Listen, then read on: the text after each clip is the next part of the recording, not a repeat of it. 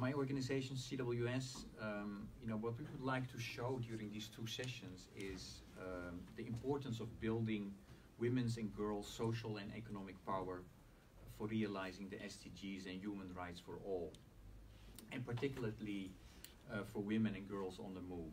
And you know, very often people are on the move, are forgotten in these discussions, and as you see, you know, these folks, they are often not part of national plans. So how can we give support there and ensure that you know, they are protected, etc. So I hope that in this session today we will not only think about the numbers. You know, half of the world's 68.5 million refugees are female, and nearly half of the world's 258 million international migrants are female as well. But that we come away with from this session that we are talking about people, and that we will be able to put a face to the global migration and try to give people a voice. I asked the panelists to stick to kind of a framework, and because what we have learned in CWS, if you try to improve a situation or to change behavior, 5 things are important. And you know, we came up with an abbreviation for that, and that is gecko. Gecko is this lizard that lives in Asia. And actually, I've lived for a while in Indonesia, and there, when you would hear a gecko say 7 times gecko, gecko, you could do a wish. Why we came up with the word gecko is that we think that if you stick to those 5 letters and the concepts, you don't need to do a wish, because basically, you know, you're equipped with tools to really be able to change the situation. So the G of gecko stands for a mainstreaming of gender, equality in programming, including through direct involvement by persons of all genders in design, implementation, and evaluation of activities. The E of enabling environment, to promote that, in which women and girls can voice their needs and interest. So it's really inclusive. The C of community-led, and especially Mary Kate will talk about that, because the Hunger Project is really crucial in community-led development and working with partners on that aspect. The K of knowledge, both academic knowledge, so it needs to be evidence-based, as well as indigenous knowledge. So that at the end of the day you co-create the steps that are necessary. And the last one is the O of opportunities. So for every situation you look, what are the opportunities here to make a difference? So I asked our panels to keep that particular framework in mind. The first question that I have, especially I would like to start with Mary Kate first, and then the others can join as well. Can you first please introduce yourself very quickly, because we shared your bios, and describe how your organization is working to strengthen women's and girls' community, to enhance protection and expand inclusive delivery of the SDGs. Okay. Thank you, Maurice. It's a pleasure to be here with all of you today. As Maurice said, I'm Mary Kate Costello. I'm the Senior Policy Analyst and UN Rep for the Hunger Project. We operate in 12 countries in the Global South, and then keep about 10 or so offices in the Global North that help us do partnership, etc. And our work all focuses on community-led processes, whereby we follow the 3 pillars of gender focus, partnership with local government, and community leadership. And to speak a bit about how we are enhancing protection and making sure that there is inclusive delivery and resource accesses at the Hunger Project, I wanted to talk about 2 particular examples. One is the Hunger Project India. We mainly focus there on the training of elected women representatives at the local level in village councils, or panchayats as it's called locally. And this not only does help fulfill India, or helps fulfill India's 30% gender quota that they have for seats in government, but more so it helps to foster improved voice agency whereby women's needs and girls' needs are able to be prioritized. And we found in our work there, and currently we have about 93 programs in India, that we not only believe but have been able to see that when women are active in political and decision-making processes in communities, we see deepened democracy, we see improved governance systems, and then we see greater assurance of local development. So plainly put, political inclusion is socially just in these cases. And even for women that don't end up becoming elected into local government positions, they still bear significant leadership qualities in their communities, and they're able to be empowered to advocate for the rights, needs, relay the coping mechanisms, concerns, priorities, etc., of girls, youth, and women in their communities. And this helps them to address the patriarchal ideologies that have been pervading poverty and issues for human rights for girls for thousands of years, if not generations. And then it helps them advocate and fight for more equitable accesses to service. And this especially includes superior utilization of available resources that are already there, regardless of what may or may not be provided by government, and the enforcement of more accountable, transparent, and responsive administration at the local level. So for example, in thinking about how these elected women representatives and community leaders can build this accountability and transparency, they're able to ensure that, let's talk about the beneficiary list. So for social protection qualifications, there's a certain list of folks that qualify. And I know in Rajasthan, for example, we will have women in the communities that update the list on a more regular basis, making sure that deceased or persons that no longer need assistance for social protection are removed from the list, allowing space for folks that are of a lower caste or better qualify for their needs. And then the qualifications for criteria and the processes to obtain such are also listed publicly on the sides of buildings, painted brightly and vividly for people to see. So it's obvious what stage a process might be in to receive these social protection services, who is getting them, how to get them, etc. And then the second one I'll talk about briefly is our Her Choice program that we work with in several of our countries, mostly in Africa. And the unique piece is that we are endeavoring to not just eradicate early child and forced marriage, her choice being the operative premise there, and about when, why, and if or who a girl may marry, but also the related instances around sexual reproductive health rights. And this all ties into what we see in our program countries as more internal migration, the right to migration, to urbanize, et cetera, and how with improved access to age-appropriate health services, the knowledge of when and where and why to go for sexual reproductive health rights, having peer mentors, having young male peer mentors in the topic, and then building particular local ownership. So you have local women leaders as well as local tribal leaders in cases that help to make sure that the approaches that we're using to ensure strong sexual reproductive health rights and keep girls in school so that they can build their opportunities out for potential migration or just preference to maybe stay where they are, is that it is seeded well to remain even after the program is gone. So if we ensure there's local ownership and local approaches and interventions, then after the exit strategy, it can stay for the long haul. And I think that's the most important requirement that we have of that particular program, making sure that it's not just community-led, but has the local traditional leadership.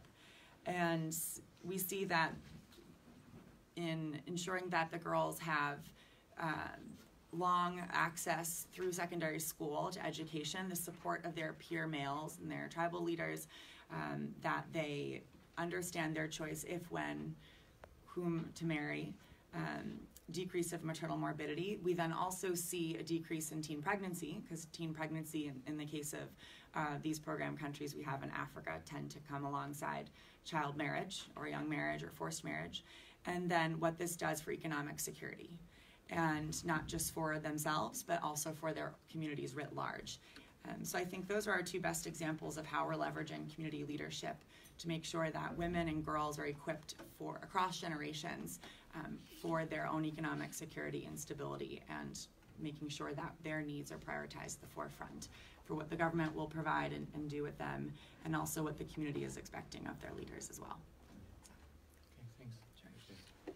Also, yeah. Right. Thank you, Maurice and Church World Service, for having us here on this panel. Hi, everyone. My name is Austin Chu, and I'm a manager of Global Cause Partnerships at UNICEF USA. I work particularly on building partnerships with faith-based organizations like Church World Service. And want to say what an honor it is to be here with all the change makers here in this room. I also just came from another session on humanitarian aid hosted by LDS Charities, and the takeaway from that session was on the importance of bringing to light the stories of people in many of the dark corners of the world. And so I see this session as very much in line with that. So also appreciate my fellow colleagues here for bringing all these stories to light. So to answer your question, Maurice, a little bit about UNICEF and UNICEF USA. So UNICEF is the only UN agency with a mandate to advocate for children's rights, to help meet their basic needs and expand opportunities to reach their full potential. And actually, so today UNICEF stands for the United Nations Children's Fund, but it was first started as the United Nations Children's Emergency Fund in order to meet the needs of child refugees who were fleeing World War II. So supporting those children on the move has been part of the sort of story of UNICEF from the beginning. And I'm, as part of UNICEF USA, we're one of 33 organizations called national committees that is responsible for mobilizing the goodwill of the local people, so Americans for us, to support UNICEF's work financially, and also to bring the voice of the American people to the table in building the movement for children. So UNICEF emphasizes a human rights-based equity approach. And in terms of the GECO, the E and the C of enabling environment and the community-led, UNICEF very much also kind of, the work that we do is in line with that. And we call it a little bit differently. We call it the upstream and the downstream approaches.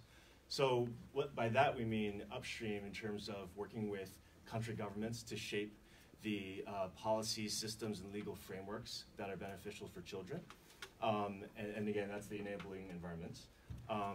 And downstream in the sense of working at the community and the local level to really shape the individual outcomes for children, and particularly for women and girls. With the equity approach, UNICEF focuses on the most vulnerable and disadvantaged children. Obviously, that includes girls, also includes orphans, those living in urban slums or remote settings, those with disability, but also children on the move and other marginalized and disadvantaged populations. And again, with that equity approach, UNICEF has a focus on gender equality, which is mainstreamed across all 8 of our program areas. And our approach in particular is intended to empower women and girls to be active agents of change. And so promoting the equal rights and investing in women and girls and their active participation in economic, social, and political spheres is very much at the heart of UNICEF's mandate. And so whether that means that it's addressing gender-based violence in emergencies, focusing on advancing secondary education for girls, ending and preventing child marriage, promoting girls' health and nutrition, or ensuring safe and dignified menstrual health. All of these results are interlinked, and by looking at them through a gender lens, we look to address the underlying gender barriers and create sort of unlock sort of synergies that where one progress and results in one area leads to progress and results for girls in multiple areas. So I will leave it at that as an initial introduction to UNICEF and how we are working both at the upstream and downstream level. Okay, thanks, Austin. You want to quickly react with 2 minutes for you? Sure, thanks. Yeah. Andrew Fuse, I work with CWS here in New York. CWS works globally alongside communities to advance just and sustainable responses to hunger, poverty, displacement, and disaster. And we very much take a strength-based approach to that work, whether we're working with people one-on-one in a direct services context or working with community groups to build out community assets, including water, sanitation, education opportunities. So I think that approach in taking the C in the get-go, the community-led, is what we've found has really led to more sustainable results for our work. We had an external evaluation of our water supply activities in East Africa, which found that we were performing over a 10-year period better on average than most water and sanitation interventions in the area, and it was attributed to the community-based approach, and particularly to women's leadership in water committees and sanitation committees. So we've been trying to be intentional about ensuring that women are at least half of the management for water activities, and that there's an intentional approach to cultivating and supporting women to be leaders in that space. And over the long run, this has also had some unanticipated impacts where we've heard first anecdotally and have since done some documentation that where women have been playing that leadership role in development, in the development committees, there's been changing gender norms, changing attitudes towards violence against women and girls and gender-based violence. So we've now been sort of working from that new evidence to hear from women and older girls on the committees, what would you like to do more of to ensure that you are safe in other spaces within your community, and how can we engage the school system, how we can engage other community leaders to continue spreading messages about upholding rights for women and girls, including the right to be safe within your own home and within your community. Thanks. Thanks, Andrew. And maybe you can quickly say something about Shamin.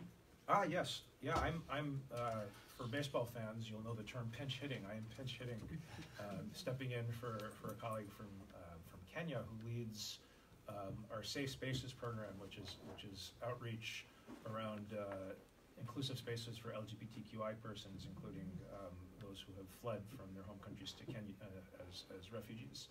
And I'll share a little bit more about that work. And who is that colleague? Colleague Shamim is her name. She was unfortunately not able to get her passport renewed in time to make the travel to come to New York. So I am going to be channeling our program team from Kenya for part of the presentation. So I don't have an organization to introduce. I do teach anthropology at Emory University in Atlanta, but I work independently as a freelance journalist and filmmaker, which I think gives me the ability to create films like the one that you just saw the trailer for.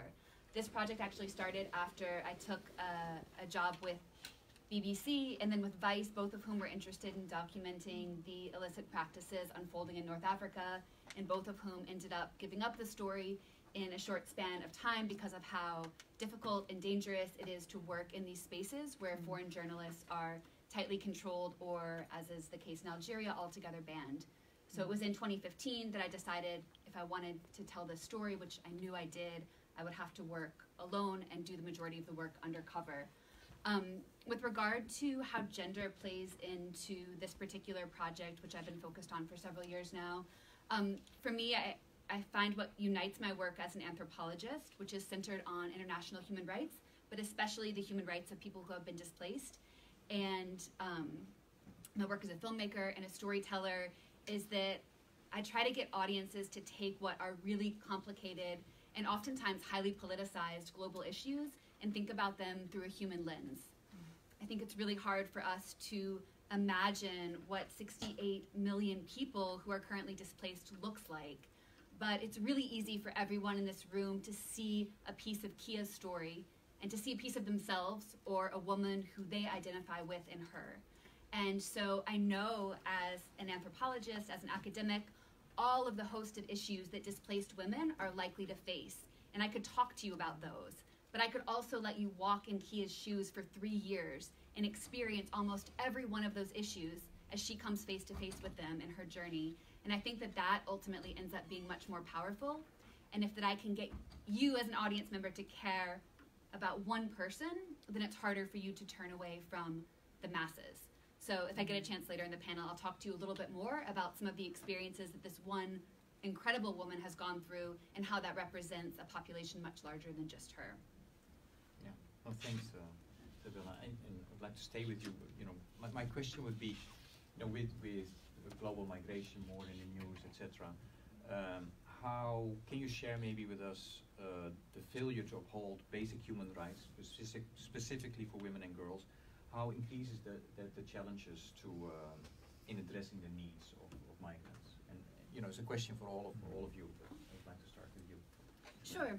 So something that's central to my work is this idea of border externalization, which is something that we see in North Africa, but we can explore parallel cases to it in other world regions. So the basic premise is that countries in the global north, if we want to call them that, so those in the EU, the US, Australia, are increasingly paying countries on their periphery to act as holding cells or permanent detention centers for people on the move. So in this case, we have political and economic agreements between Spain and Morocco, for instance, which and offshore the responsibility of processing asylum applications. We have the exact same thing happening right now with the US and Mexico, pushing south our own borders, handing the responsibility of processing asylum applications for Central and South Americans to Mexico. The same things happened with Australia and their barrier islands of Manus and Nauru. Those were actually the first examples and the models for agreements that have unfolded since then. So my interest is in what happens in these detention centers when a combination of economic migrants, asylum seekers, and official refugees end up trapped between their countries of origin and their intended destinations, often in places where the vulnerabilities are exponential. So they're in spaces where, as I already mentioned, international journalists are tightly controlled or banned altogether, so we don't have cameras on the ground to see what's unfolding. And increasingly, international aid organizations like Doctors Without Borders and Red Cross, ones you would expect to be there on the ground, providing basic services, have also been banned from the spaces. So they really are operating as black sites. A lot of my work explores how, when we talk about services that need to be provided to refugees and to migrants, we're often missing the space in the middle of their journeys where they are most vulnerable, and the spaces where they're increasingly spending longer and longer periods of time trapped. Andrew. Yeah, and thinking about supporting people to build their human skills, their human capital, for folks who've been forcibly displaced many times, and particularly for women and older women. You may have never had an opportunity to go to school, to have formal education. So thinking about the possibilities, including for refugees, the possibility of integrating where you are, of maybe at some point being able to voluntarily return home, or for a smaller number of refugees who have access to third country resettlement, how can building up human capital be useful and relevant, in supporting those paths? We've been working. One of CWS's activities is supporting all of the processing for refugees who are in the process of being considered for admission to the U.S. Through resettlement in sub-Saharan Africa. And for people who've been approved, there's a short class for orientation on what to expect when you get to the U.S. We've also been able to provide a small number of English classes where we've been targeting older adults, particularly older women who are not literate in their own languages and are wanting to gain some English skills, basic English skills, before they come to the U.S. And we've learned that one of the real values of doing this is not only the language that you gain, because there's only so much you'll gain at that initial step in your language instruction, but gaining confidence that you can learn. And maybe you've lived your whole life feeling like you don't have a human right to education because it was never something that was allowed for you.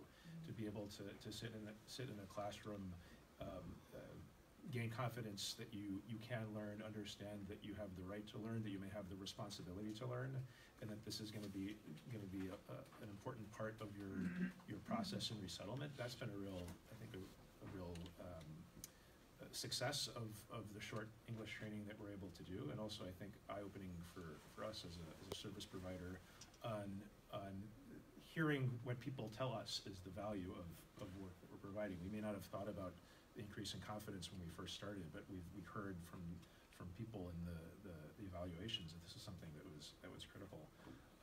For working with refugees who may have no solution going forward, particularly for women, we've been doing literacy and numeracy connected with asset building.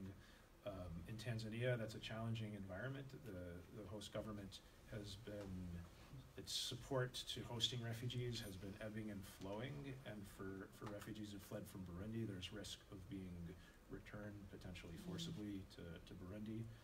So practically speaking, we're also trying to think through how do we support people to build assets, including financial, physical assets, that could potentially be mobile, that you could deploy if you were continuing to stay in a camp indefinitely, if you eventually had some opportunity to integrate locally, or if you found yourself returning back to your home, whether it was voluntarily or involuntarily. So these are some of the dynamics in thinking about how to apply an asset-based approach with people who have been displaced that we're still working our way through and considering what are options. Thanks. Austin? I'd like to address the question specifically from the lens of children. And I know the session is called Names, Not Numbers, but just to put a little bit of figures for the situation for children. So the world is currently in the midst of the largest refugee crisis since World War II. And 28 million of those children have been displaced because of conflict or violence. In terms of the millions of people that we're talking about who are on the move, 50 million of them are children. Many of them are traveling with their families, but some of them are traveling on their own. And in terms of the exacerbation of the human rights challenges for people on the move, children disproportionately bear the brunt of the burden as they're robbed of their childhoods and forced to endure unspeakable violations. Besides facing death and injury, they're forcibly recruited into armed groups, see their education interrupted, suffer malnutrition, as well as the loss of primary caregivers. And in terms of the right to education, refugee children and adolescents are 5 times as likely to be out of school as their peers.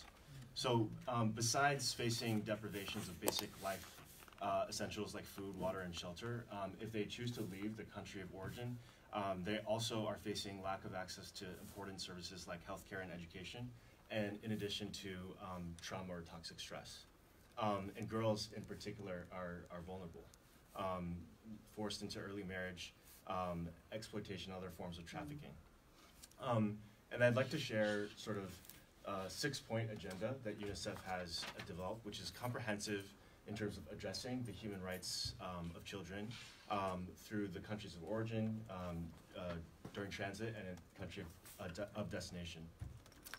So as I've already mentioned, children on the move are extremely vulnerable to violence and abuse. And so one of the first points of this 6-point agenda is to protect uprooted children from exploitation and violence. I read a story the other day about a mother who took her son and daughter from Guatemala because she couldn't find any opportunities for work, took her children on a bus to Mexico. And at a police roadblock in Mexico, a police officer forced the family to get off the bus at gunpoint and basically treated them like criminals. The boy overheard the officer saying on the phone that the woman that he had in custody was darker skinned than the children with her. And therefore he said, there should be no problem because they don't look like her. Come soon and take them. So the boy was listening to the police officer talk about essentially selling the children to a trafficker. And they were only saved when another officer came to take them, along with the other people, to a jail filled with women and children. And they spent the next 4 months in detention in Mexico before they were deported back to Guatemala. And the detention of children, even with their parents, is extremely harmful to their health and well-being, puts them further at risk for exploitation and abuse, and continues to deny them access to meaningful healthcare and education, in addition to the long-term consequences of mental trauma. Separating children from their parents can be even more traumatic. I read stories of children as young as 8 months old who were separated as part of the zero tolerance policy at the border. Some of them were so shell-shocked that they cried themselves to sleep, and when they woke up, they were, asking for their mom and dad. And because parents are crucial to helping their children deal with stress, without their parents, the stress can become toxic. So the second and third points of the agenda are to end the detention of children and find viable alternatives, and also to keep families together and to consider children, to provide children with legal status. I'll quickly, the last sort of 3 points on the agenda are to provide essential healthcare and education to children, and then even to address the root causes that cause the children to be uprooted and to leave their homes in the first place. Again, that poverty, violence, exploitation in many of the countries of origin. There is a pastor in Honduras who's working with children, supported by UNICEF, to provide creative outlet and activities for youths so that they can stay away from the gangs. And the gang leaders themselves, one of them even told this pastor that if you don't keep them busy, we will. So just this, stark quote, I think, speaks to the situation that many children and families are facing, and that cause them to get up and to leave and to take this perilous journey. And then finally, the sixth point on the agenda is to address xenophobia and discrimination that many children on the move and their families are facing, both in their countries of origin as well as along their destination and at the country of destination. And so UNICEF is certainly using this model in our interventions in supporting refugees along their journey, but also advocating for this as a platform for action, especially in places where UNICEF itself does not have a presence. Maybe perhaps even places like we saw in the documentary. So I think this approach provides it lays out the main human rights abuses and sort of vulnerabilities, as well as some solutions to address them. Sure. I'll just briefly share a conversation I had with a colleague. My role as policy analyst for the Hunger Project, about 25% of my time is spent helping to design our youth engagement strategy, which has been a newer piece of the Hunger Project's work. Outside of Bangladesh, we really haven't had a strength in youth engagement, and having come from a youth development background, displeased with that, and I felt that as an organization, the most responsible thing going forward in programming was to ensure youth engagement leadership components in our operations. So I got a call one day from our country director in Germany. So she helps manage several of our donors. We call them investors, but our investors in Germany. And she was saying that, okay, I heard we're trying to overhaul our programming to do youth engagement and leadership. And I had an interesting conversation with a potential investor here in Germany. And his question was, he's obviously seeing this influx of migrants from Africa. And he was curious about what the Hunger Project's particular role as a development organization was in helping to formulate programs that at least provide youth with vocational skills or educational opportunities that they can either use in their home countries or in the case of elective migration that they may face. And though he noticed that in Germany, for example, youth were coming in, they were often unemployable. The educational system in Africa is not on par with that you see in Germany. The vocational access and systems are not on par with that you see in Germany either. And his thought was, well, what does this mean for the economy in both places? I mean, if we're seeing them move over to Germany and they're unemployable, how much worse off is their environment in Germany? So admittedly, though, the Hunger Project does not directly work with migrants or have a specialty in this, I sat down with our youth reference group and we tried to design this new overhaul of our programming, keeping in mind how we would make sure that what we were relaying as information or programmatic approaches to the youth and the local leaders in these communities would aid them or help them improve their lifestyles and lives, not just in the villages, but if they chose to move to an urban setting, be it in their own country or another one. So one of those examples was we put into the program design vocational training, and in the first pilot year it would cover seamstress or tailoring for whichever male or female decides to undergo that type of training, and the second was IT hardware repair. So these were types of vocations that were useful in the market and to expand market at a community level and in a local area, but it was also valuable to take into an urban setting or to expand a business opportunity abroad or across a border.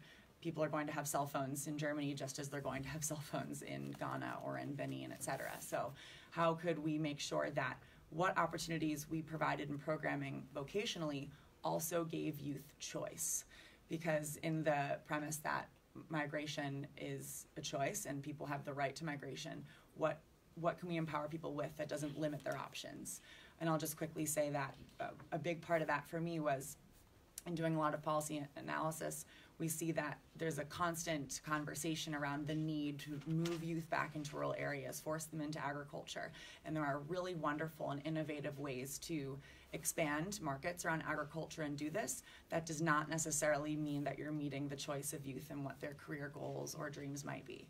So how can we, in programming and conversations we have with other generations and leaders in communities, make sure that we are empowering youth with the ability to build soft skills, build confidence, and have a trade that works at their will and lets them be creative in a sphere that they may be able to take with them. So I think that would be the most relevant thing the Hunger Project has done for thinking about human rights and not making a greater challenge in any area when that's limited.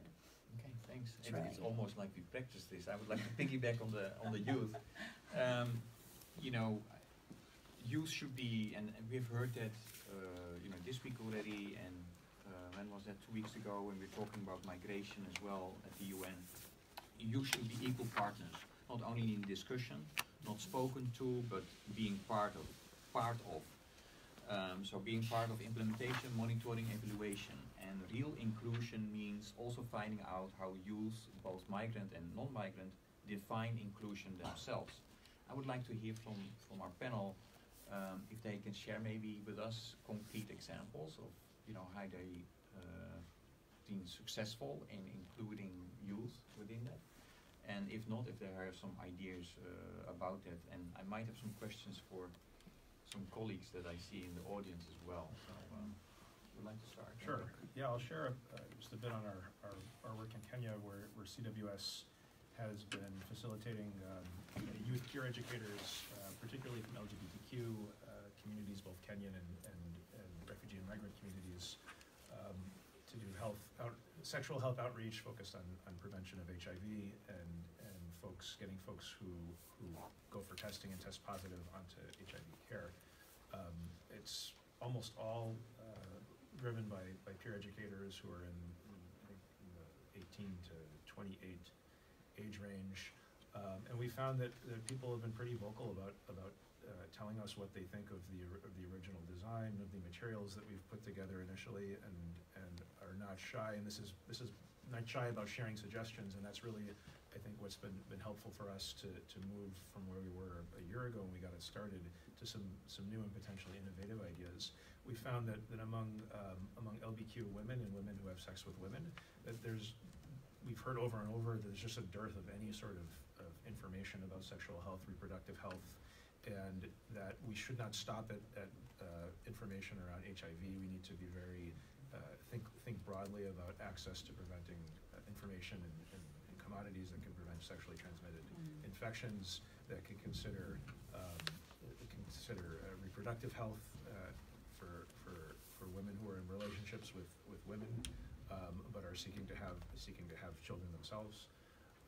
And so I think this is pushing us in a good way to look beyond our initial program design that was focusing squarely on HIV, and seeing that there's a huge demand and need that we're hearing for health information for women who have sex with women. So we're now going to be working with some of the LBQ women's groups to do a bit of action research to see what we can learn about what that design should look like.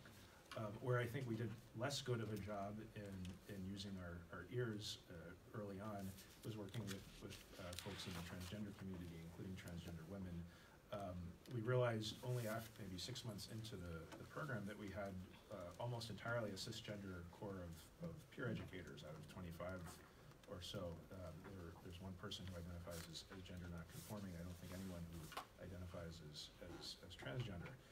So that was clearly our responsibility that we weren't as inclusive as we should have been initially, and realized we need to redouble our outreach to Kenyan trans human rights organizations and trans community associations, also to some of the transgender leaders who are part of the local refugee community leadership board, and have them basically design or redesign what peer education should look like from their standpoint. And again, partly what we heard was that HIV is a concern and there's a need for information around HIV, but that's not the only sexual health or health need that people have concerns about. There's a lot of concerns about transition for folks who are going through transition. There's concerns about access to medication, and also general concerns about how to be yourself and be safe when you're going to meet with health service providers.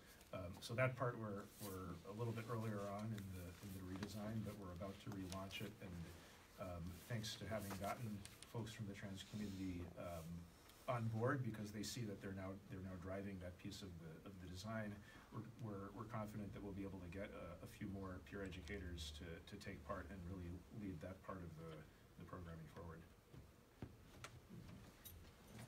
So in my most recent project, there's a couple of things that will be coming out of it. I try to tackle things in diverse formats so I can reach a really broad audience when I spend a decade in the field researching like I did with this one. One of them is an ethnographic text, one is a children's book, one is this feature film, and then accompanying that will be an international screening series and a human rights awareness campaign. And in each of those components, I try to incorporate the community in different ways, sometimes being limited by the fact that I am highly mobile, whereas the majority of the individuals who I worked with on this project remain trapped behind borders of one kind or another. So I don't know the last time anyone in this room picked up an ethnographic text, but they can be very dry and theory dense. So in this book, each chapter starts with a story that was co-written with someone who is part of the sub-Saharan African migrant and refugee community. In the children's book, I co-wrote that based on poetry that was contributed by this particular community of boys from West Africa. They're united by, anyone sticking around for the next panel will get to hear more about this story, but they're united by the fact that they're all coming from West African countries, the majority of them from Sierra Leone and Guinea, and they all lost both parents and are all the eldest son in the family, which means that it is the expectation that they will go and try to make it to the European border because they have the responsibility of taking care of their younger siblings at home. So I was working with this particular group, they call themselves a brotherhood, and collected poetry from them, which was especially meaningful project because the majority of them are illiterate. And so we're using spoken word poetry, piecing that together along with their illustrations to create this really amazing children's book. But with the film, I practice community filmmaking, which means that every subject who is involved in the project is a voice from the first pre-production phase all the way up through post-production. So in pre-production, that's us deciding how they want to tell their stories. Throughout production, it means that they're equipped with cameras themselves and that they're an active part of filming and voicing their own stories, just as much as me and my colleague Andy, who I worked with, were. In the post-production phase, what that meant was them working with us to design our social impact campaign. So what do you want this film to do in your communities? I have an idea of what I'm excited about it doing in high school and university classrooms around the US. What do you want it to do in Kinshasa or in Bamako? And for this population, what they were most interested in is it bringing home stories that aren't often shared. So for a lot of reasons, in these communities, even in communities where more than half of the people have attempted a migration, there's very little awareness of what that migratory route will actually hold. There are a lot of reasons for this, but one of the most prominent ones is that the population is majority male and young. So the average age is 16 years old of those who attempt migration. It's 87% male. So you can imagine why this population of teenage boys and young men might not want to tell their parents or their younger siblings or those who are concerned about and have supported them that they have lost all of the money that the family or the community donated to their journey, that they have been beaten and imprisoned, that they have been raped, which the majority of them are by the time they reach Europe's southernmost borders. These stories don't often travel back. The stories that do travel back are those rare exceptions, that 8% who make it and get refugee status and get to rebuild their lives in Europe. Those are the stories, those are the images that make it home. So there's a real imbalance in terms of knowledge and awareness, even in communities where you would think, well, everyone knows someone who's done this journey, they must know what to expect. And so this community, this brotherhood, these 6 amazing young men who are part of this film, The Burning, are going to be the voices of this project in our community screening series in their own communities throughout West and Central Africa. So not only will the film be screening, but they will be there themselves on stage to field questions and to talk to audiences about the reality of the risks that they took in their own migration journeys. I think it's incredibly important for those voices to be heard. Those communities don't need to see me or hear from me, but they desperately need to see and hear from individuals who have lived this themselves and are really the true experts of migration in the African context.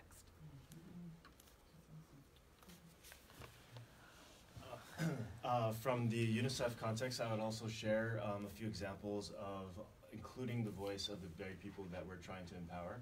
And I think that, so in the first example, for the last 2 years on the World Children's Day, which marks the occasion of the ratification of the Convention on the Rights of the Child, we have done what we call takeovers around the country. And basically, we feature children taking over very high visibility roles in media, entertainment, business, and politics. It's kind of a fun way to get children involved, but there's also, you know, it is quite, I guess, serious because it's a way not only to lift up the voices of the children here and the children and raising awareness of plight of other children around the world. It's putting like visible examples of children who are helping other children, right? To let them know that they can make a difference as well. That, you know, there are other children who don't have a warm place to sleep tonight, that they might go hungry or might not be able to go to school even though they want to go to school. And so giving them this platform is empowering to, again, let them know that they have a role in helping to alleviate this plight of other children. The second example I'd like to share is what we call Generation Unlimited. It's a new initiative launched in September of 2018, intended to be a partnership across sectors of business leaders and private sector, NGOs, faith communities, as well as multilateral institutions and governments. And this is, I think, very much in line with what Mary Kate was talking about in terms of providing the education and training and job skills to youth. There are, by 2030, there are going to be, the population of youth and adolescents is going to be 2 billion people. Right now, there are 200 million adolescents who don't have access to schooling that they need. And so this partnership is intended to address that global education and training crisis. And it's going to focus on, or is focusing on 3 challenges. Scaling up solutions for access to secondary age schooling, acquiring employable skills, and then especially a focus on the empowerment of youth with a focus on girls. So for all of these challenges, the ways that UNICEF is going to identify and scale up the solution builds in the participation of youth at every level. So for example, in 16 countries, there's a youth challenge that will call for applications from youth to create the solutions to support the 3 pillars of Generation Unlimited. So again, that the idea that youth have a voice and can and should participate in shaping their own future and in addressing the challenges that they and their entire generation will face. You know, I just end that by saying that, you know, really aiming to ensure that no young person is left behind in and providing the empowerment so that they can create a bright future for themselves. So a few things, and a lot of this came from the youth program design we just did, and also from my previous work in Ghana and designing youth programming. But when thinking about youth inclusion, one of the first things is, okay, so youth are coming out of that elementary, middle school age group. They're used to getting talked at a whole lot, if not in school, then by their peers or by their parents or by their community members. And one of the big things of inclusion with them is actually placing them in a more central point of what your programmatic design is, what the programmatic priorities and needs might or should be. So it's meant for us going and doing a series of focus group discussions and having youth, even outside of that declared youth age bracket of 15 to 24, so maybe even moving it down to 12 and up to 30, and asking them, what are the things that are not working in your village or in your community? What do you need more of? What types of relationships are you looking to establish? One of the things that came out that ended up being a really important part of how we would carry out our programming was the desire among youth to have more intergenerational cooperation and communication in their villages. Especially in the context of the countries that we work in, we noticed a pretty stark ostracization between elder generations and younger ones. Some of it, having to be culturally appropriate, we can't go in and necessarily say that the youth are going to be leaders in all topics and tell adults what to do. That doesn't work. But it was important that, for example, in our what we call epicenters in Africa, these epicenters have their own governance committees that are made up of local adults from the 10 or 12 villages in this cluster area that we have. But none of these epicenter committees had any youth on them. So there was a need to have youth subcommittees or have youth sitting on these committees as well, so that they were able to have places where they were able to be more like peers with their adult counterparts. And this also helped the youth to build governance capacity and build their confidence to communicate with elders, and also in turn communicate with local government officials and advocate to them better and hold them to better account. I spoke before about the need among youth as far as inclusion is concerned to equal access of opportunity and choices. It's not enough to give them a regurgitative educational background that does not give them soft skills or maybe relevant vocational skills to what's possible in their area for employment.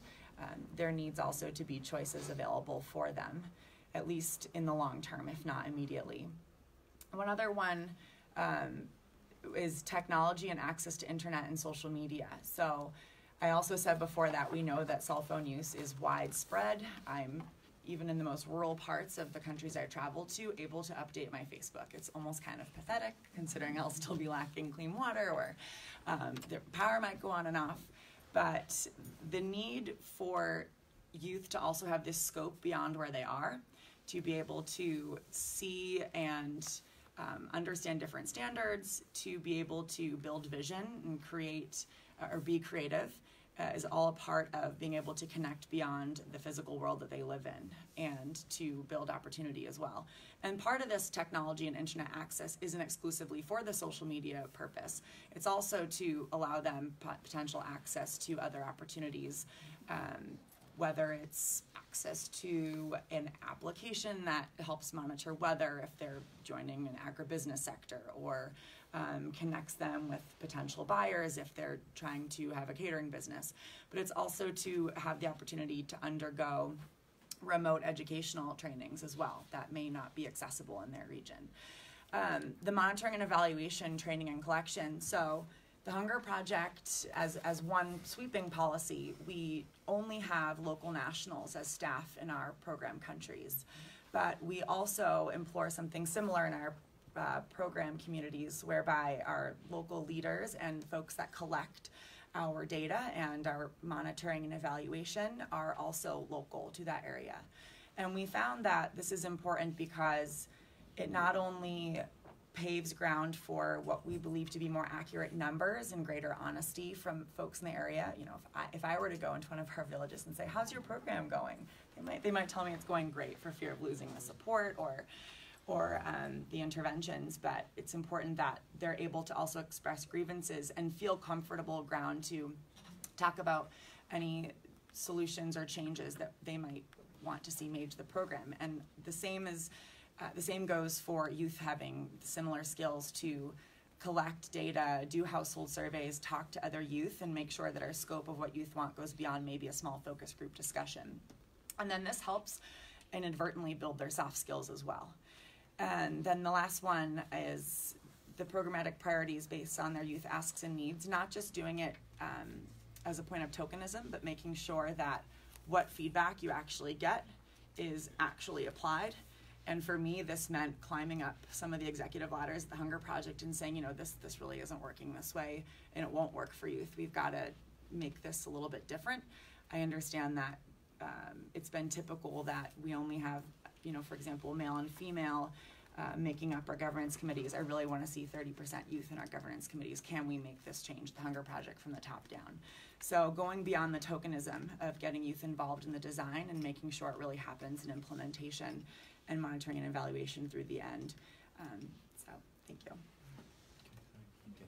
Daniel, can you please maybe introduce yourself and then say something about the youth and how you involve? Yeah, sure. Yeah. So sorry for jumping in. So Daniel Piper, I work for a firm called Inspire Action. We're a partner of Christian Aid, a UK-based global charity that does humanitarian and long-term development work. In the U.S., we work with a constituency trying to do a little bit of the storytelling that Dr. Alexander was talking about, trying to find a way to balance this reality of telling really difficult stories to young audiences that might be vulnerable themselves, even in this country, in a way that sort of exemplifies what shreds of dignity are intrinsic to the human experience, regardless of what circumstance you find yourself in. So how do you tell a story that doesn't further dehumanize the other? It's been a real difficult balancing act that we're trying to harness. And so really it's really my advice would be just the encouragement of making sure that in the early stages of developing programs that involve youth and young people, regardless of who they are, really think about how that story is told, what impressions you want them to take away, and have that constant consultation essentially in terms of feedback constantly from young people. If there's anything that we've experienced, especially the high school age young populations, if you ask people for feedback, let them complain, they will tell you plenty, and you have a lot to learn. And I feel like checking your ego a little bit as institutions when engaging young people is equally as important as the identification of special temporary measures, quotas, etc. in that participation. So, thank you. Okay, thanks, Daniel. Can I get the name of your organization again? Inspire Action. Thank you. Okay, I would like to open up the floor, but before I do that, whatever we said here has been on Facebook Live. So if you're not okay with that, raise your hands and we will stop the Facebook Live. Are you okay with it? I'm okay. Everybody? Okay. The first question, yeah. Yes. Can you maybe introduce yourself and then Sure. the question? My name's Erna Gross, and I'm the CEO of an organization called Asante Africa Foundation. And one of the things around the Hunger Project that you've commented on that we are seeing tremendous success with is the youth, upskilling them with basic data collection skills, tablets, technology. And what's awesome about it is in addition to them getting ground truth, that's what we call it, they are landing amazing jobs in the media industry, in other NGOs, and it goes back to what you're all talking about, confidence, empowerment. I got a little bit of this swag going on because I'm the one coming to the NGO with the data. So my question is though, how do we integrate these youth at the committee level or at the board level in a way that truly allows them to get their voices heard when it is so patriarchal and age hierarchical? Do you have experience with that? Who wants to take this one? I could say a little bit about that. So I'm someone that has fought tooth and nail even in my own youth to get into those committees or to represent myself, but it's not the same when you're dealing with folks who are in areas that might be experiencing ostracization or even just feeling like the board of the Hunger Project is so distant from what is happening at the community level. And while the Hunger Project has not yet reflected youth positions in our board, it was important that we at least establish the youth reference group, and it was made up of staff across All of our program countries and partner countries, so almost one from each, I think it ended up being like 10 to 12 staff across 22 countries, that were of an age bracket that qualifies for youth or under the age of 30, but also had program staff that dealt with those youth and could directly be a vehicle of voices for the folks at the community level. So that what we talked about in our reference group was relayed by voice. It wasn't necessarily represented in person by them. But at least as far as the committees and the epicenters are concerned, though the committees themselves are only for the 10 to 15 village clusters that we have, it still makes a pretty wide-reaching impact to have them have at least a subcommittee, if not join the main committee themselves. I think that one of the things that, I know that one of the things the Hunger Project was kind of toying with as we were thinking about how we're representing youth in our communities, but were we also applying that to even organizationally, how we were operating as an organization? Were we allowing voices or comfortable access points for youth staff to have opinions to the leadership team of the Hunger Project?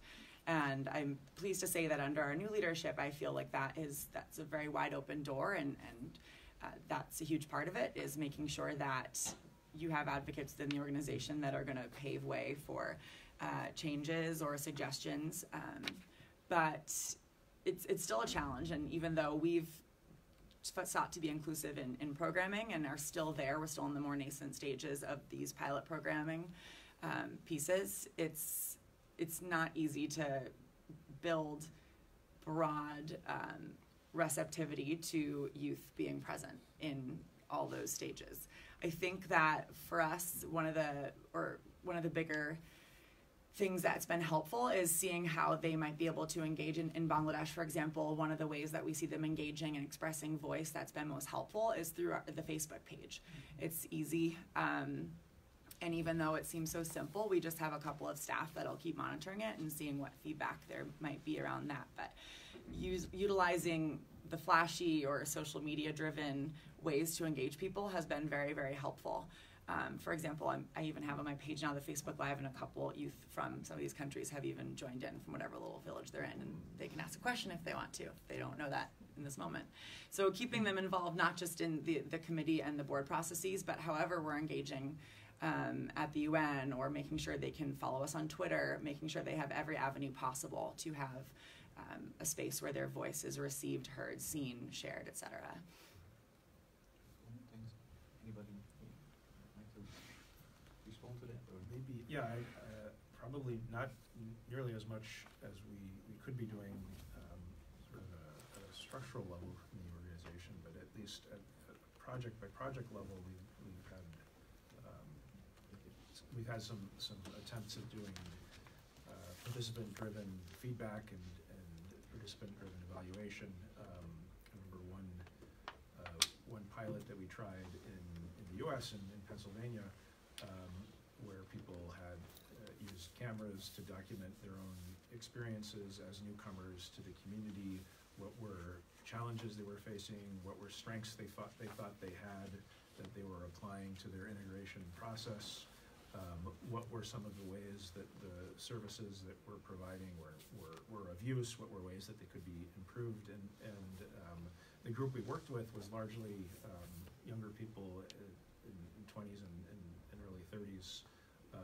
And I think that sort of participatory approach may be important to apply anyway, but particularly with younger people, I think that there was a good response to that, to us making it clear and working with our staff on the ground there to get them on board that we want to hear what you have to say, and we want to hear criticism as well as praise. And I think I like the way you framed it, that it was in a sense checking our own egos and trusting that we would be better off to hear the honest feedback, regardless of what it was, than not hearing it. So I think that's one area where we could definitely be doing more.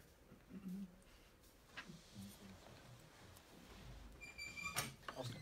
I Just quickly, I think I'd say that Generation Unlimited is almost, for UNICEF, it's a recognition that we could be doing more to include the voice of youth. In terms of the vision, it's certainly intended to set a standard for the inclusion of youth at all levels of decision making and the sort of policy dialogue. But you know, still quite new, just launched in 2018, so things are still shaking out. But I would also add that I think the digital piece, social media piece, is really important. There's another initiative called You Report, which is intended to tap into the sort of digital native generation by allowing youths from all around the countries. It's been implemented in certain countries in Africa, in Canada, and a few others, but to sort of chime in, you know, reporting on different issues that they see. When elections come about, reporting on like issues that are important to them, that may not necessarily sort of be regularly heard by the sort of established you know, politicians and those who govern. And so I think that it's certainly something that that UNICEF is recognizing and trying to sort of get better at. Alison, I don't want to put you on the spot, but you want to say something about how ACT Alliance is trying to increase the youth within the board, because that was also part of the question. And maybe well, yes, I was thinking it's still struggling quite a lot in relation to this. And I think ACT Alliance is actually a global organization with something like 75% of our members from the Global South. And I think one of it's difficult to say, but one of the things that we find is that globally we can set standards to say we want youth to participate in our various sort of communities of practice and governance structures. But we're also saying that we're a member-driven organization, and those members are not then putting forward or allowing some of the youth to actually participate in those.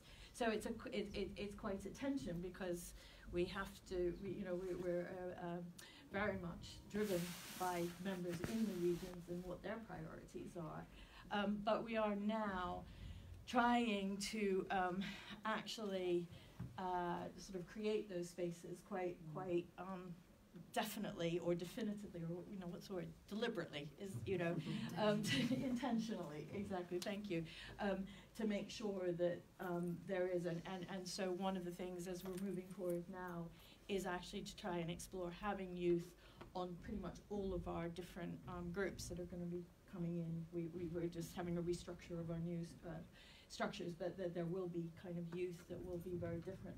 And if and how it can be moderated through Swiss law, actually to have a number of youth who will be on the official governance board by decree. So that's a legal question, and it may or may not, how it resolves, I don't know, but that's the kind of thing that's being looked at. But it isn't easy, and this is very new. It's not set up, and how it will be actually fully listened to or seen as tokenistic, or how, those are all things that we're going to have to really work out still. So it's quite interesting to hear all of this experience, because I think we all have to learn together to say, how do we make this happen? Yeah. Is there thank you, Alison. Is there somebody of Denchurch age in the room? No. Okay, so my their experience is they have a youth desk, and then 2 of their youth desks are on their board. Yeah. So that's how they and I can give you contact, because we as Church World Service are also looking at that into that as well. Any other question for panel? Yeah, hi. My name is Silvana Pailachi. I work for Church World Service. I wanted to look back to the issue of women and children on the move, because I think we need to find new ways of ensuring that the protection agenda is not just part of the activities we do, but is basically the core and the spinal cord of everything we do when we're talking about migration. I mean, the more children there are on the move, the more women there are on the move, the vulnerabilities increase. I know UNICEF has, with this upstreaming work, incredible influence. I've worked for UNICEF in countries where UNICEF has a lot of influence, and there has to be a way where we can influence those countries, where they're moving the borders, where Nauru is just an island of horrors, where you just, every time you read a report, mental health issues, girls with suicide, and we are seeing it happen and there's nothing we can do, or there's nothing that we've been able to do. So as we work with communities and we work with youth, it's also raising these issues. And as it was mentioned earlier, youth are extremely sensitive to these issues and can be great advocates to what's happening around the world. And you know, just recently working in the Colombian border, Venezuelan women were victims of these really underhanded, small ways of making them enter into sexual work and trafficking. But they didn't know they were being lured into it, and their stories are not being told. So other women are falling into it with their children, and we need to also open a door for their voices. So as we continue to work with migration, with people on the move, that agenda cannot be forgotten, and it's 30 years of the Convention of the Right of the Child, the Children's Rights this year, and I think all of us need to continue just dangling that flag. So that's just great. And there are still 2 countries who did not sign that convention. You would like to respond to the protection part and telling stories? I mean, just to say, Voice, you know, I think a piece of that is being conscious of where we get our stories from, all of us in the room as consumers of media, right? The stories that are less heard, or the hidden stories, they're often harder to get, and you often have to seek out independent filmmakers and journalists who tell them.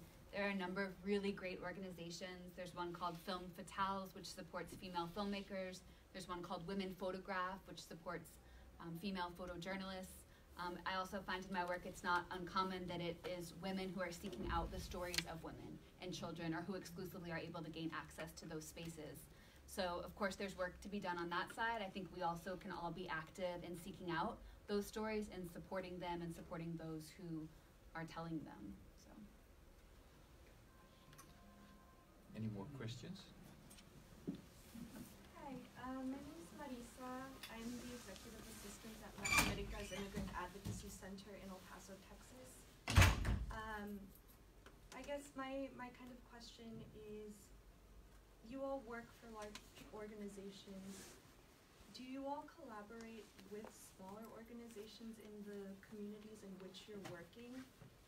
And one, if so, how do you all collaborate with them? If you don't collaborate with them, do you all have any advice for communities that don't have the access to these kinds of larger organizations, and how to engage the community to assist in times of crisis? Yeah, sure. I think in Churchill Services approaches, we definitely work alongside with communities, including community-based organizations, and I think where we're working in partnership with others, try to follow the same sort of approach that I was describing before, where we want to see what are the strengths and assets that a local partner has, where are they trying to aim for, and how could we help them build out from where they may be strong. And we're actually working with a number of shelters, including faith-based and civic sort of community-oriented shelters along the U.S. southern border, both to provide some additional hands on deck for responding to the needs of migrants that are coming through their doors. Also to work with them on assessing how we can together find ways to strengthen information management. It's an area where we have some access to good practices, and are understanding that it can be very there's an interest, there are opportunities, there are a lot of real challenges, especially when there's limited high amount of work, high volume of work, and limited amount of time and energy and people to do that. So we're trying to find what's a way to stage that forward. And then also as an organization that would be national or international, we may be able to provide a kind of networking function. So for folks who are working along the southern border and folks who are working in the U.S. interior, you may end up providing assistance and services to the same persons as they make their journey onward in the U.S. We've initiated a call center where both migrant families and service providers themselves can call in and share information about what services they're looking for, what services they have available where they are, be able to make that available in different languages. So hopefully those are some examples of the kinds of roles that we're looking to play, where we're kind of having a foot in the service provision and a foot in the capacity building at the same time.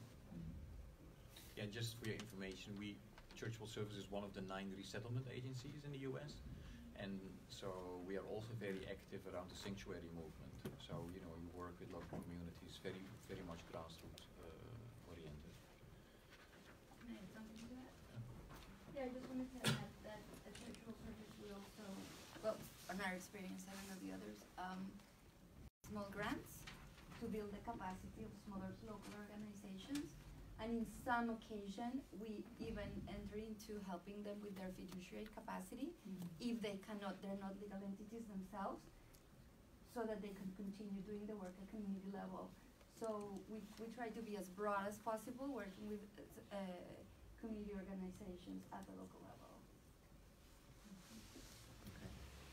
The Hunger Project, we do work through local organizations. This is done most vastly in our work in India. We pretty much exclusively work through local NGOs there to do the training of, or to carry out the training of elected women representatives and local women. And in the cases of our Africa country offices, the Her Choice program leverages relationships with local organizations to make sure that that local ownership I talked about before is seated in the communities, but also that way you're getting their expertise, their value, and they're also getting some of that greater capacity and support that they might need as a small organization. Similar to what Sylvia was just saying about helping establish greater, fiduciary support, et cetera. The epicenter, as I mentioned before, we at the end of our, whether it's 7, 8, or 9, our programs tend to be long by design. But at that 7 to 8 to 9 year mark, we help those epicenters actually establish getting, I guess, legitimately registered as its own organization or entity with the country itself. So even after we leave an established organization in our wake. And even just inherently by whichever community we end up working in, there tend to be, whether it's small cooperatives or farming organizations that come with the territory, making sure that we know what's there and how we're working with them, even if they haven't sought us out, making sure that we're doing a temperature take as well on who already exists in those places. And to your last question about how to, I guess, advise some of these small organizations on what to do, I would, maybe this sounds easier in speech than in action, but I would encourage them to look for the coalitions and alliances that are made up by not just the large organizations, but the ones that are also comprised with the national organizations or more regional to a country. So for example, in the case of the Hunger Project, we're the secretariat for the Movement for Community-Led Development.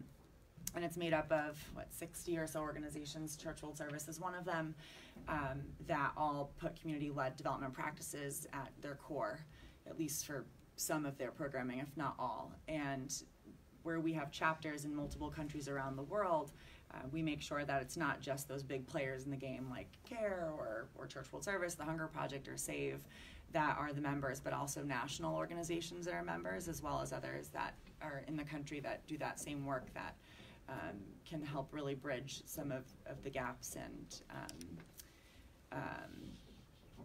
approaches, making sure work isn't being doubled over, making sure that you have multiple connections with government officials, different populations, marginalized, et cetera, more rural places. So at least as a movement, I know we try to make sure. But so I would suggest that they look for what coalitions and alliances exist. They don't have to be international ones. There are some really great national coalitions that might have a global connection, like the Sun Movement or the Alliance to End Hunger, but they have their national chapters that would be really helpful for them. at least to get even advocacy access, if not programming support. I'll just quickly add that the community-based NGOs, faith-based leaders, even individuals, women, girls, men, and boys, are critical to the work that UNICEF does, just like the other sort of larger organizations here. You know, in the U.S., you know, for fundraising purposes, we might say, you know, we do this and that, or we're different this way. But in the field, all of the organizations are really working very, very closely together, and that includes the you know, smaller, more local organizations. Okay, yeah. Okay, I will give myself like a minute or something to try to wrap this up. You know, okay, let me try to do this. Yeah, you've seen that we have huge challenges ahead of us, and not ahead of us, I mean, facing us. And what is also important, what I hope we have learned, is that if we talk about migration or refugees, about these numbers, that these numbers are people. There are names behind these people. There are children, there are parents, there are dads, there are moms. In some cases, they are in a certain situation, you know, visiting, but then, you know, they might come back to their home country, and then there's something else. Nobody is something, one role all the time. All of us, our roles are changing. So I hope that is something, a takeaway that we have heard today.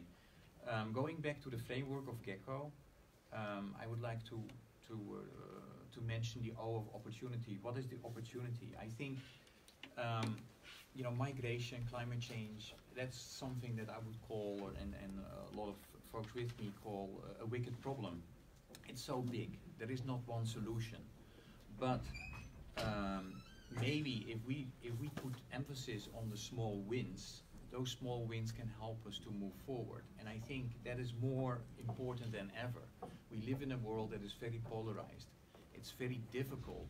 Very quickly, you know, if you say this, you're put there, and the other person is there. What is important is that we, even if some of the leaders that are out there, we have to try to find, you know, is there maybe a piece that we can love and then start a particular discussion that we need to move this agenda now forward. And what I hope is what we heard is that there are these stories that will help us to see that the glass is half full, and that we can, you know, make really a difference in this world. I really would ask you to stay on for the next session, because some of the speakers will stay on, and we have some awesome other speakers where we talk about detention and what the implications are, and again also in relation to people on the move as well. After that session, so around 8 o'clock, if you would like to meet with us, it's nothing organized. You have to pay for your own food and your own drinks.